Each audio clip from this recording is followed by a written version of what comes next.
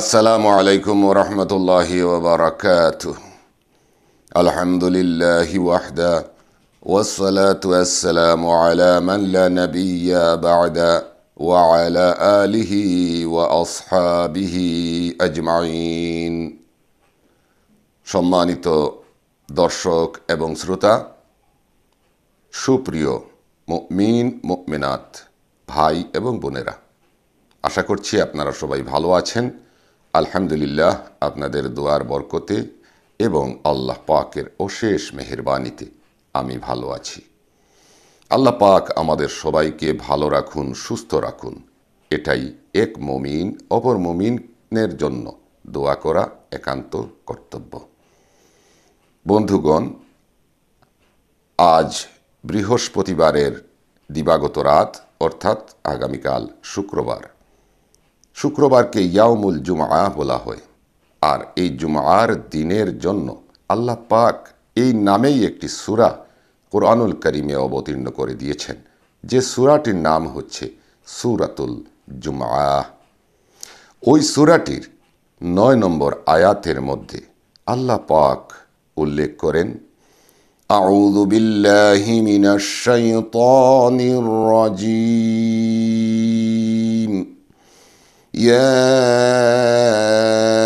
أيها الذين آمنوا إذا نودي للصلاة من يوم الجمعة فاسعوا إلى ذكر الله وذروا البيع ذلكم خير لكم إن كنتم تعلمون। আল্লাহ পাক বলছেন, হে ঈমানদারগণ, হে বিশ্বাসীগণ, ইদা নুদিয়া লিস-সালাতি মিন ইয়াউমিল জুমআ, যখন জুমআর নামাজের আজান হবে তখন তোমরা ব্যবসা বাণিজ্য বন্ধ করো, দোকানপাট বন্ধ করো এবং আল্লাহ পাকের জিকিরের জন্য, তাকে স্মরণ করার জন্য আর মসজিদের দিকে দ্রুতভাবে এগিয়ে যাও। এটা তোমাদের জন্য উত্তম, কল্যাণকর, যদি তোমরা বুঝো। সুতরাং এই জুমআর দিনে জুমআর নামাজটা একটা গুরুত্বপূর্ণ ইবাদত। সারা সপ্তাহের মধ্যে জুমআর দিনটা হচ্ছে সরদার। এবং আল্লাহ রসুল সাল্লাল্লাহু আলাইহি ওয়াসাল্লামকে জিজ্ঞেস করা হয়েছিল যে জুমআর তাৎপর্য কি। আল্লাহ নবী বলেছিলেন, জুমআর দিন ঈদের দিন। সুবহানাল্লাহ, প্রত্যেক সপ্তাহে আমরা একটা ঈদ পাচ্ছি। ঈদ মানেই খুশি।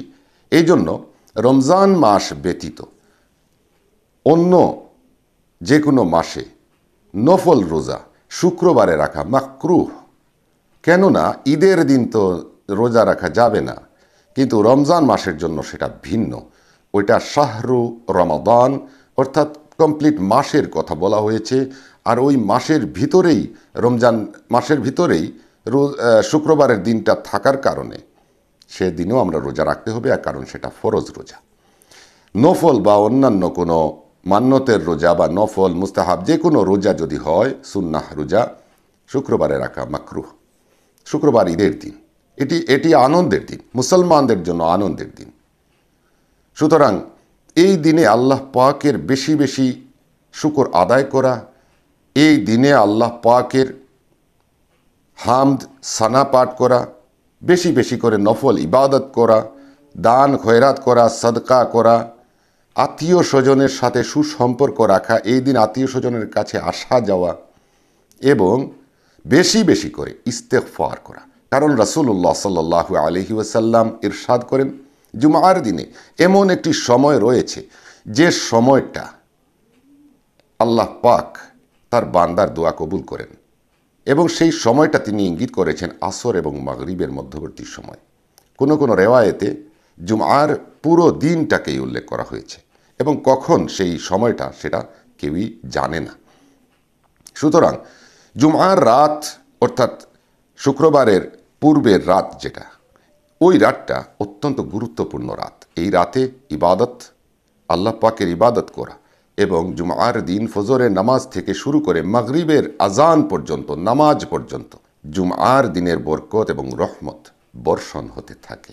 সুতরাং জুমার দিনটাকে হেলায় ফেলায় অবহেলায় না কাটিয়ে যেন আমরা আল্লাহ পাকের ইবাদত বন্দিগির মাধ্যমে এবং আল্লাহ পাকের শুকরগুজারির মাধ্যমে রাসূলুল্লাহ সাল্লাল্লাহু আলাইহি ওয়াসাল্লামের দুরূদ শরীফের মাধ্যমে কাটাতে পারি এবং আমরা নিজের জন্য, পরিবারের জন্য, আত্মীয় স্বজনের জন্য এবং সমগ্র বিশ্ব মুসলমানের জন্য দোয়া করব ইনশাআল্লাহ। বর্তমানে করোনা নামক একটি ভাইরাস আমাদের চতুর্দিকে ঘোরাফেরা করছে, বিভিন্ন দেশের মানুষকে আক্রান্ত করছে।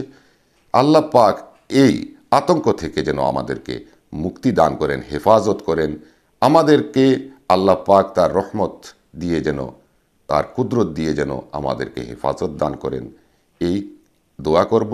বিশেষ করে শুক্রবারের দিন আমরা আল্লাহ পাকের কাছে চাইব, সেজদার মাধ্যমে চাইব, আমরা নামাজের মাধ্যমে চাইব, জিকির আসকারের মাধ্যমে চাইব, মিলাদ শরীফের মাধ্যমে চাইব এবং আল্লাহ পাকের রসুল সাল্লাল্লাহু আলাইহি ওয়াসাল্লামের দুরুদ সালাত সালামের মাধ্যমে আল্লাহর কাছে আমরা চাইব, নেক আমল করে করে আল্লাহর কাছে চাইব।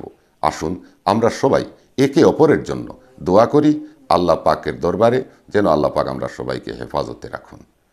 সবাই ভালো থাকুন, সুস্থ থাকুন। আল্লাহ হাফিজ। আসসালামু আলাইকুম ওয়া রাহমাতুল্লাহি ওয়া বারাকাতুহু।